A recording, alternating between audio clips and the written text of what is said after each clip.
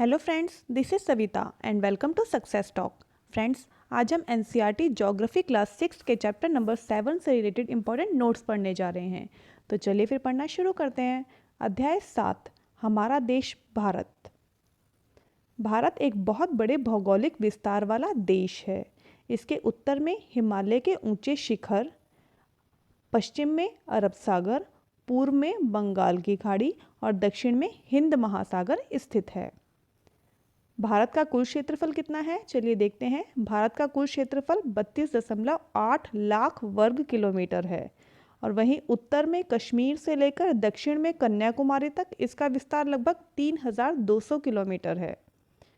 पूर्व में अरुणाचल प्रदेश से लेकर पश्चिम में कच्छ तक इसका विस्तार लगभग 2900 किलोमीटर है। भारत उत्तरी गोलार्ध में स्थित है। तो भारत की स्थिति कहाँ है, वो उत्तरी गोलार्ध में स्थित है। कर्क रेखा 23 डिग्री 30 मिनट उत्तर या फिर 23.5 डिग्री भी बोल सकते हैं हम इसे, देश के लगभग मध्य भाग से होकर गुजरती है। कर्क रेखा कितने राज्यों से होकर गुजरती है, चलिए देखते हैं। तो कर्क रेखा जो है वो 8 राज्यों से होकर गुजरती है। कौन कौन से? गुजरात, राजस्थान, मध्य प्रदेश, छत्तीसगढ़, झारखंड, पश्चिम बंगाल, त्रिपुरा और मिज़ोरम। काफ़ी इंपॉर्टेंट है फ्रेंड्स, एग्जाम में काफ़ी बार पूछता है। तो चलिए हम एक बार दोबारा से पढ़ते हैं इसको। कर्क रेखा है जो वो 8 राज्यों से होकर गुजरती है। गुजरात, राजस्थान, मध्य प्रदेश, छत्तीसगढ़, झारखंड, पश्चिम बंगाल, त्रिपुरा और मिज़ोरम। देखिए दिखाया गया है, जैसे ये हमारी पृथ्वी है, ये 0 डिग्री दिखाया गया है, वहीं ऊपर उत्तरी अक्षांश और नीचे दक्षिण अक्षांश। तो जो भारत की स्थिति है वो 23.5 डिग्री उत्तरी अक्षांश में है। ये देखिए दिखाया गया है, ये 23.5 डिग्री है। चलिए अब आगे पढ़ते हैं हम। भारत की मुख्य भूमि का विस्तार 8 डिग्री 4 मिनट उत्तर तथा 37 डिग्री 6 मिनट उत्तर अक्षांश के बीच है। तो उसकी मुख्य भूमि का विस्तार कहाँ है, वो 8 डिग्री 4 मिनट उत्तर तथा 37 डिग्री 6 मिनट उत्तर अक्षांश के बीच है। और वहीं पश्चिम से लेकर पूर्व तक भारत का विस्तार 68 डिग्री 7 मिनट पूर्व तथा 97 डिग्री 25 मिनट पूर्व देशांतर के बीच है। ये देखिए यहाँ दिखाया गया है, ये देखिए 68 डिग्री 7 मिनट पूर्व और 97 डिग्री 25 मिनट पूर्व। और वहीं उत्तर में दिखाएंगे तो ये उत्तर दक्षिण में यहाँ ऐसे करके दिखाएंगे। यहाँ पर बताया गया है जैसे कि 8 डिग्री 4 मिनट उत्तर और 37 डिग्री 6 मिनट उत्तर अक्षांशों के बीच है, इस तरीके से, इस तरीके से। तो आगे पढ़ते हैं, चलिए हम। भारत का मानक समय 82 डिग्री 30 मिनट पूर्व देशांतर के स्थानीय समय को माना जाता है, जिसे हम 82.5 डिग्री पूर्व देशांतर भी कह सकते हैं। भारत में 1 मानक समय है, वहीं संयुक्त राज्य अमेरिका में 7 मानक समय है और कनाडा में 6 मानक समय है। ये देखिए मैप में दिखाया गया है, जो मानक समय है वो भारत के बीचों बीच से होकर गुजरता है 82.5 डिग्री पूर्व में, और जिसको मानक याम्योत्तर भी कहा जाता है। 82.5 डिग्री देशांतर भारत के बीचों बीच से होकर गुजरता है और इसे भारत का प्रमाणिक देशांतर कहते हैं। और यह मणिपुर, मिर्जापुर, नैनी और इलाहाबाद से होकर गुजरता है। एग्जाम में काफ़ी बार पूछते हैं कि 82.5 डिग्री कहाँ किन किन राज्यों से होकर गुजरता है। तो सबसे नज़दीक वो मिर्जापुर से होकर गुजरता है, फिर नैनी और इलाहाबाद, ये तीनों पास में ही हैं। लेकिन अगर सबसे नज़दीक की बात की जाए तो वो मिर्ज़ापुर से होकर गुजरता है। 82.5 डिग्री 5 राज्यों से होकर गुजरता है। चलिए देखते हैं, एग्जाम में काफ़ी बार पूछता है, इंपॉर्टेंट है। उत्तर प्रदेश, मध्य प्रदेश, छत्तीसगढ़, उड़ीसा और आंध्र प्रदेश। भारत के पड़ोसी देश कौन कौन से हैं, जैसा कि आप जानते ही हैं। अफगानिस्तान, पाकिस्तान, चीन, नेपाल, भूटान, बांग्लादेश और म्यांमार, ये सब भारत के पड़ोसी देश हैं। भारत के 28 राज्य और 8 केंद्र शासित प्रदेश। तो राज्य और उनकी राजधानियां देखते हैं फ्रेंड्स एक बार।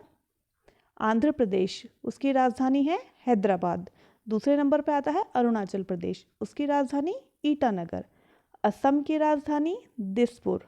बिहार की राजधानी पटना, छत्तीसगढ़ की राजधानी रायपुर, गोवा की राजधानी पणजी, गुजरात की राजधानी गांधीनगर, हरियाणा की राजधानी चंडीगढ़, हिमाचल प्रदेश की राजधानी शिमला, झारखंड की राजधानी रांची, कर्नाटक की राजधानी बेंगलुरु।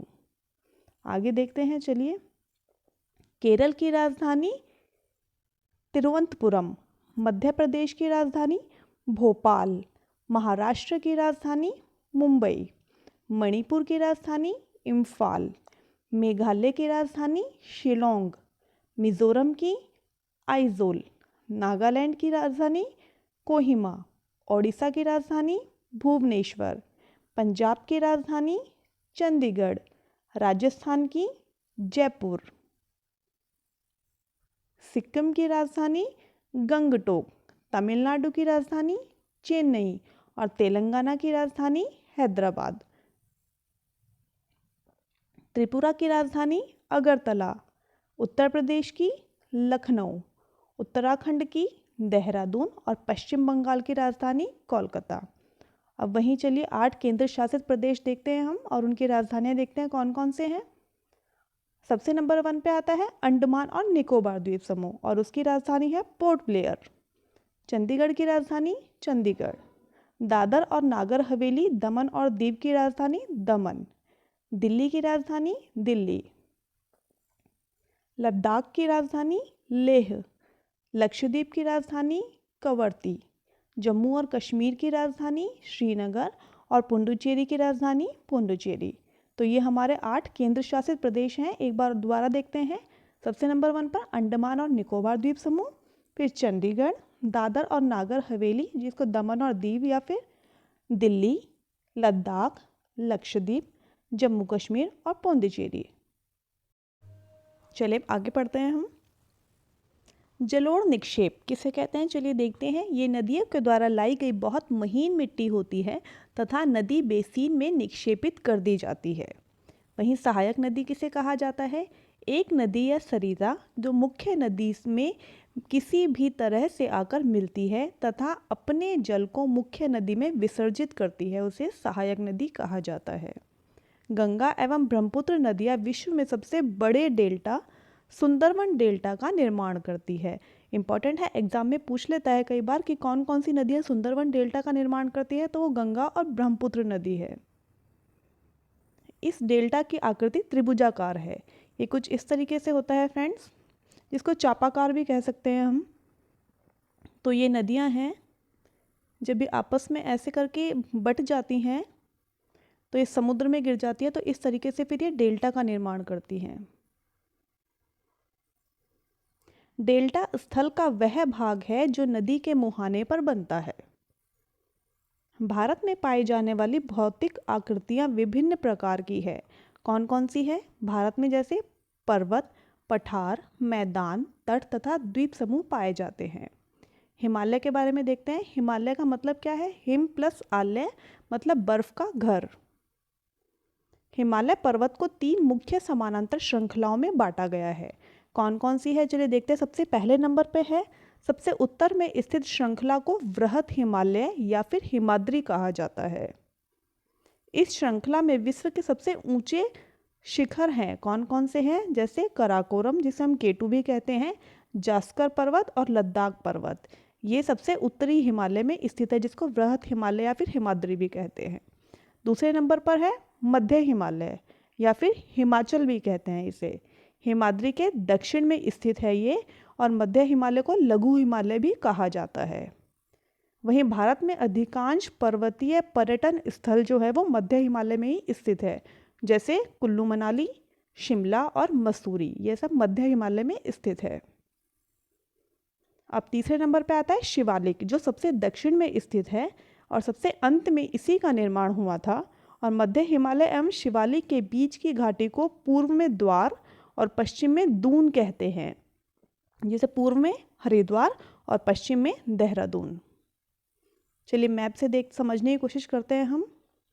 ये देखिए हिमालय दिखाया गया है फ्रेंड्स यहाँ पर। ये देखिए ये हिमालय दिखाया गया है और वहीं दक्षिण में इसके ये शिवालिक हिमालय दिखाया गया है, शिवालिक की श्रेणियाँ दिखाई गई है। तो जो सबसे उत्तर में है स्थित, इसमें कराकोरम, लद्दाख और जास्कर, जैसा कि हमने अभी पढ़ा था। ये देखिए यहाँ पर, ये सबसे उत्तर में इस श्रृंखला को वृहत हिमालय या हिमाद्री कहते हैं, जिसमें कराकोरम, जास्कर और लद्दाख पर्वत स्थित है। ये देखिए यहाँ पर, ये दिखाया गया है यहाँ पर कराकोरम पर्वत, लद्दाख और जास्कर, इस तरीके से। और वहीं ये शिवालिक श्रेणी दिखाई गई है, जिसमें ये एवरेस्ट पर्वत दिखाया गया है मकालू, और वहीं पे ये कंचनजंगा दिखाया गया है सिक्किम में। भारत के पश्चिमी भाग में भारतीय महामरुस्थल स्थित है। तो जैसे कि ये भारत का भाग है, तो इसके पश्चिम में यहाँ पर महामरुस्थल स्थित है, राजस्थान में। यहाँ पर उत्तरी मैदानों के दक्षिण में प्रायद्वीपीय पठार स्थित है। इनकी आकृति त्रिभुजाकार है। इसके उत्तर पश्चिम में अरावली श्रृंखला स्थित है। तो जो भारत है उसके उत्तर पश्चिम में यहाँ पर ये अरावली की श्रृंखला स्थित है। नर्मदा तथा तापी नदियाँ विंध्य एवं सतपुड़ा से होकर बहती है। ये पश्चिम की तरफ बहने वाली नदियाँ हैं जो अरब सागर में गिरती हैं। महानदी, गोदावरी, कृष्णा तथा कावेरी बंगाल की खाड़ी में गिरती हैं। प्रवाल छोटे समुद्री जंतुओं के कंकाल है, जिसे पालिप कहा जाता है। सो फ्रेंड्स, जब जीवित पालिप मरते हैं तब उनका कंकाल बच जाता है, और अन्य पालिप की वृद्धि जो होती है वो इन ठोस कंकालों के ऊपर होती जाती है, जो कि बढ़ते हुए काफ़ी ऊंचे हो जाते हैं, और इस प्रकार प्रवाल द्वीपों का निर्माण होता है। आगे पढ़ते हैं, चलिए अब हम। भारत में 2 द्वीप समूह भी है। कौन कौन से हैं? लक्षद्वीप समूह अरब सागर में स्थित है, और ये केरल के तट से कुछ दूर स्थित प्रवाल द्वीप है। और दूसरा है अंडमान एवं निकोबार द्वीप समूह, और ये भारत के दक्षिण पूर्व दिशा में बंगाल की खाड़ी में स्थित है। तो ये चैप्टर हमारा यहीं पर कंप्लीट होता है फ्रेंड्स। आई होप आपको मेरी वीडियो पसंद आई होगी। तो अगर आपको मेरी वीडियो पसंद आई है तो प्लीज़ मेरे चैनल को लाइक, शेयर और सब्सक्राइब कीजिए, और बेल आइकन को प्रेस कीजिए, जिससे कि आने वाले सभी नोटिफिकेशंस आप तक पहुंच सके। Okay, thank you friends.